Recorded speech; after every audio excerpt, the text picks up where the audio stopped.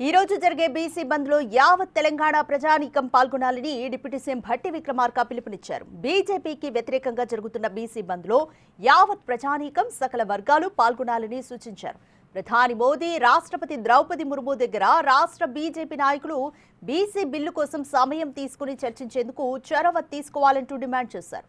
Supreme court తీర్పు copy వచ్చాక చర్చించి ఈ నెల 23న కేబినెట్ లో నిర్ణయం తీసుకుంటామని తెలిపారు.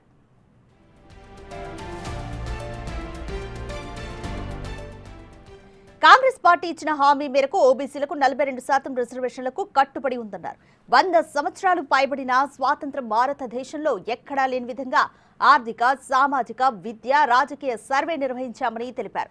సర్వే వివరాలతో బీసీలకు 42% రిజర్వేషన్ను కల్పించేందుకు శాసనసభలో బిల్లు ప్రవేశపెట్టి ఏకగ్రీవంగా ఆమోదింపజేసి గవర్నర్కు పంపామన్నారు. గత బీఆర్ఎస్ ప్రభుత్వం 2018లో స్థానిక ఎన్నికల సమయంలో స్థానిక సంస్థల ఎన్నికల్లో 50% పెంచకుండా క్యాప్ విధిస్తూ చట్టం తీసుకొచ్చిందన్నారు.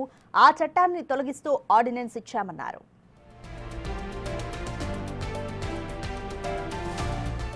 బీసీలకు స్థానిక సంస్థల్లో రిజర్వేషన్లు, విద్యా ఉద్యోగాల్లో రిజర్వేషన్లకు సంబంధించి 2 బిల్లులను ఏకగ్రీవంగా ఆమోదింపజేసి గవర్నర్కు పంపిస్తే ఇంతవరకు నిర్ణయం తీసుకోలేదని మండిపడ్డారు. బీసీ రిజర్వేషన్ల కోసం కాంగ్రెస్ ప్రభుత్వం అన్ని విధాలా కృషి చేస్తుందన్నారు. కేంద్రంలోని బీజేపీ ప్రభుత్వం కొన్ని నెలలుగా బీసీ చట్టం అమల్లోకి రాకుండా అడ్డుకుంటుందని ఆరోపించారు.